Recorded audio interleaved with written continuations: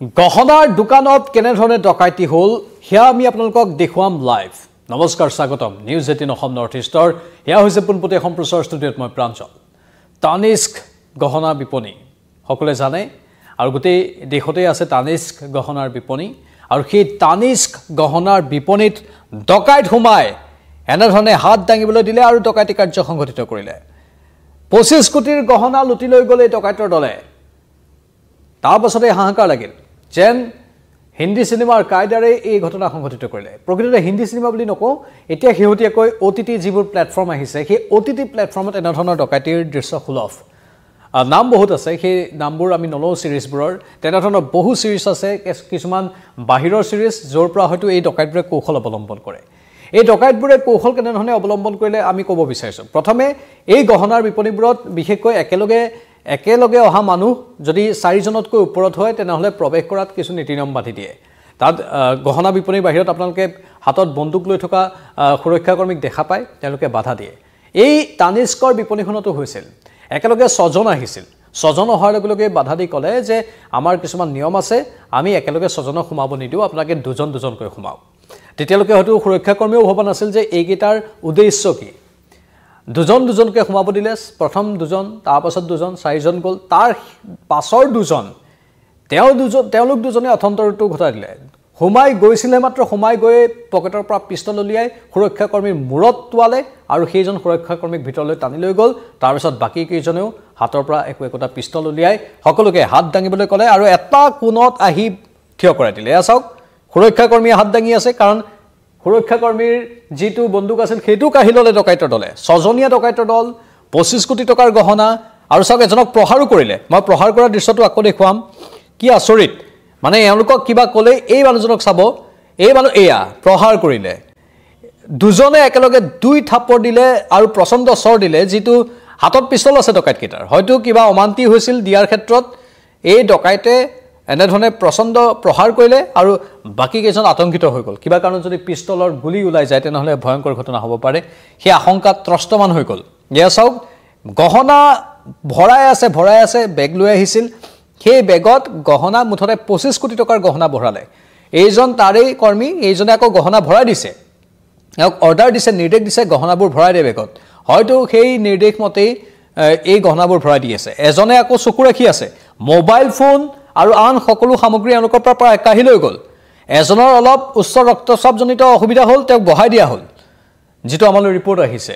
এনেধৰণেই ডকাইতি কাৰ্য সংঘটিত কৰিলে। চাওক, এই ডকাইতটোৱে আকৌ মুখত মাস্কো পৰিধান কৰা নাই। পিষ্টলটো এইটোৰ কথা কৈ আছে। মৰখা ডকাইতটোৰ এই মাস্ক পৰিধান নকৰাৰ ফলো পাব অলপ পাছত। ৰ'ব, মই জনাই আছোঁ।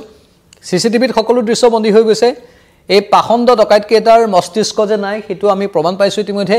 এই ডকাইতকেইটাই চাওক, এইটো ডকাইতৰ মুখত মাস্ক নাই, মুখমণ্ডল স্পষ্ট হৈ জিলিকি আছে দুটাৰে। কোনোবা এটা বা দুটাই মাস্ক পৰিধান কৰি আছে, বাকী আটাইকেইটাৰ মুখত মাস্ক নাই। মানে OTT প্লেটফৰ্মৰ কৌশলবোৰ অৱলম্বন কৰিল হয়, কিন্তু ধৰা পৰা ৰাস্তাও মোকলাই দিলে। 25 কোটিৰ গহনা এনেধৰণে ভৰালে গোটেই বেগত। এইটোৱে মাস্ক পৰিধান কৰি আছে। এইটো পাখণ্ড ডকাইটোৱে মাস্ক পৰিধান কৰি আছে আৰু ইয়াৰে লম্ফজম্ফ বাঢ়িছে। সিহঁতে ভাবি লৈছে যে মোৰ একো নহয়, সেইকাৰণে মই লম্ফজম্ফ কৰি থাকিব পাৰিম। আৰু এটা হেলমেট পৰিধান কৰি আছে, বাকী দুটাৰ মাস্ক নাই, বাকী আন কাৰোবাৰ মাস্ক আছে অৱশ্যে। 6টা ডকাইত, মুঠ 6টা ডকাইত।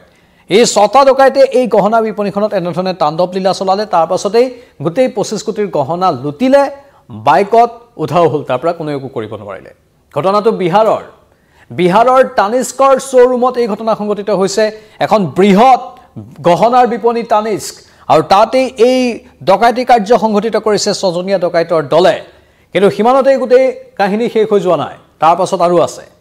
এই ডকাইতকেইটাই এনেধৰণে বীৰত্ব দেখুৱালে গৈ পুৱাৰ ভাগতেই প্ৰায় 10 বাজি গৈছে, 10:30, 11টাৰ ওচৰা-ওচৰিত। মানে বিপণীখন মাত্ৰ খুলিছিলে তাৰ কেই মুহূৰ্তমান আগতে।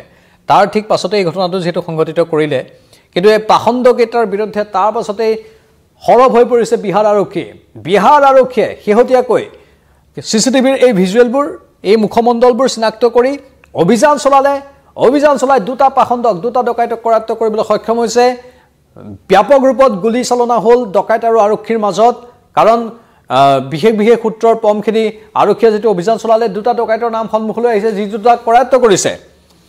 এই সংঘৰ্ষত দুটা ডকাইতক কৰায়ত্ব কৰা হৈছে বিশাল গুপ্তা আৰু কুণাল কুমাৰ নাম আহিছে আমাৰ হাতলৈ বিশাল গুপ্তা কুণাল কুমাৰক গ্ৰেপ্তাৰ কৰিছে আৰক্ষীয়ে আৰু 15 কোটি টকাৰ গহনা উদ্ধাৰ কৰিবলৈ সক্ষম হৈছে বেচৰাহতে 25 কোটি টকাৰ গহনা লুটিছিল আৰু তাৰ ঠিক পিছদিনাখনে 15 কোটি টকাৰ গহনা আৰক্ষীয়ে ইতিমধ্যে উদ্ধাৰ কৰিবলৈ সক্ষম হৈছে মানে মাত্ৰ 10 কোটি টকাৰ গহনাহে বাছি গৈছে তাকো দুটা গ্ৰেপ্তাৰ হৈছে বিশাল গুপ্তা আৰু কুণাল কুমাৰ বাকি 4টা ডকাইত এতিয়াও পলাতক কিন্তু অতি শীঘ্ৰে সেই 4টা ডকাইতক কৰায়ত্ব কৰিব পাৰিব দুটা পিস্তল 10টা সজীৱ কাৰ্টিছো জব্দ কৰিছে আৰক্ষীয়ে কৰ্মা বেগ বুলি যে কয় এই পাখণ্ডকেইটা ডকাইতি কৰিলে আৰু ধৰাও পৰিলে টকাখিনি উপভোগ কৰিব নাপালে ডকাইতি কাৰ্য বা চুৰি কাৰ্য বা যেনে ধৰণৰ অপকৰ্ম কৰিব তেনে ধৰণে কিন্তু ফলটো পাব এই ঘটনাৰ ক্ষেত্ৰতো প্ৰমাণ আৰু বাকি 4টাও অতি শীঘ্ৰে জালত পৰাৰ পূৰ্ণ সম্ভাৱনা প্ৰকাশ পাইছে যিমানেই কাৰোবাৰ OTT প্লেটফৰ্মৰ বা হিন্দী সিনেমাৰ আদব কায়দা নকল নকৰক কিয় ডকাইতৰ শেষত গৈ মৰণি থাকেগৈ চুৰৰ শেষত গৈ মৰণি থাকেগৈ সেইটোৱে হৈছে এই ডকাইত চুৰবোৰৰ ক্ষেত্ৰতো যিকোনো প্ৰকাৰে ধৰা পৰিব আমি সেইটো বাৰে প্ৰমাণ পাই আহিছো নিজৰ ব্যক্তিগত জীৱন নৰক সদৃশ হৈ পৰে এই ডকাইতি বা চুৰি কাৰ্য সংঘটিত কৰা বা হত্যাকাণ্ড বা অপৰাধ জনিত যিবোৰ ঘটনাৰ সৈতে জড়িত মানুহ নিজৰ জীৱনটোত সেইবোৰৰ নৰক সদৃশ হয় সেইটো বাস্তৱ ৰূপত প্ৰমাণ পোৱা গৈছে আৰু এইকেইটা ডকাইতে এনেধৰণে সকলোকে হাত ভাঙি এনেধৰণে অত্যাচাৰ চলাই এই ডকাইতি কাৰ্য সংঘটিত কৰিছিল আৰু পিছদিনাখনেই আজি কালিৰ পুৱাৰ ভাগৰ ঘটনা এইটো সোমবাৰৰ আৰু আজি মঙলবাৰেই অভিযান চলাই আৰক্ষীয়ে 15 কোটি টকা পুনৰ উদ্ধাৰ কৰিবলৈ সক্ষম হৈছে দুটা ডকাইতক কৰায়ত্ব কৰিছে বাকিকেইটা ডকাইতক লৈ এতিয়া অভিযান চলি আছে বাকিকেইটা ডকাইতৰ বিৰুদ্ধে অভিযান চলি আছে কিন্তু এই সমগ্ৰ ঘটনাত এই গহনালয়ৰ সুৰক্ষাৰ ব্যৱস্থা বা সমগ্ৰ এই ৰাজপথ চোৱা যি ৰাজপথেদি ডকাইতকেইটা পলাই যাবলৈ সক্ষম হ'ল এই গহনা দোকানত গহনা বিপণী ডকাইতি কাৰ্য সংঘটিত কৰি বা ডকাইতি কাৰ্য সংঘটিত কৰা এই নিৰ্দিষ্ট সময়খিনিত